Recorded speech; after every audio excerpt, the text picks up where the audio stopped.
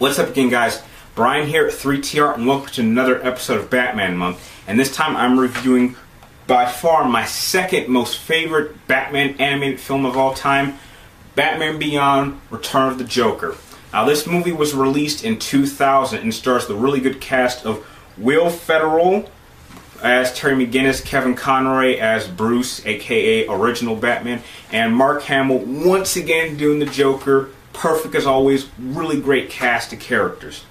Now, the plot to Batman Beyond: Return of the Joker begins with Terry stopping a robbery attempt from a gang which they call themselves the Jokers, and they're attempting to steal some tech.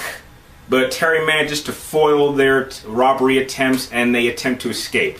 Soon after that, at the anniversary of Bruce's return to running Wayne Corp, out of mysterious reasons, the original Joker returns and shocks Bruce. Now, when Terry questions Bruce, wondering what's the Joker doing back, Bruce simply tells him that the Joker couldn't be back because he's dead, and he saw him die. Soon after that, though, the Joker attacks Bruce and kind of puts him into a somewhat coma-like state, and therefore Terry has to face this Joker and understand what exactly happened with Bruce and the Joker that Bruce does not want Terry taking on the Joker, whether he is an imposter or not. And it really goes into a well-done story of Terry having to ascend and become the Batman that Gotham needs at a time like this, and allowing Terry to understand Bruce as a character more, which will make them work better as a team.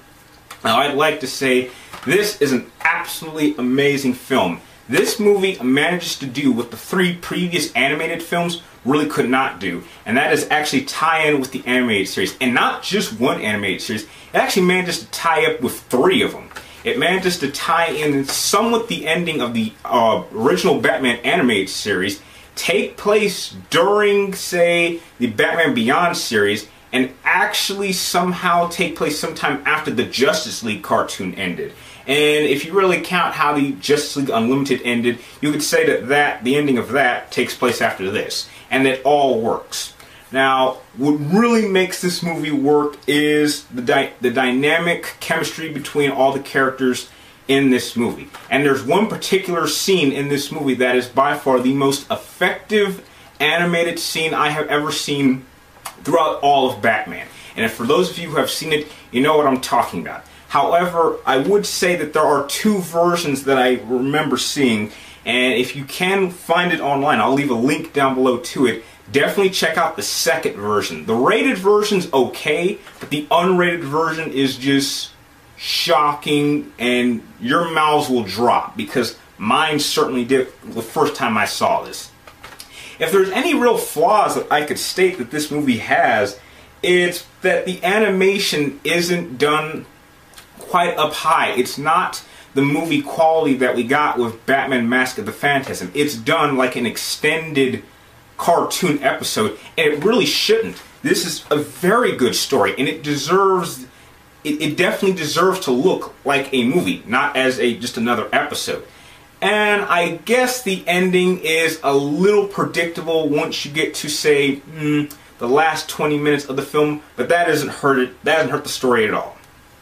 Anyway, bottom line, you definitely need to go check this one out. If there's any animated series I have reviewed that you definitely need to check out, if you don't want to go see Batman Mask of the Phantasm, watch this one. Trust me, you will not regret it.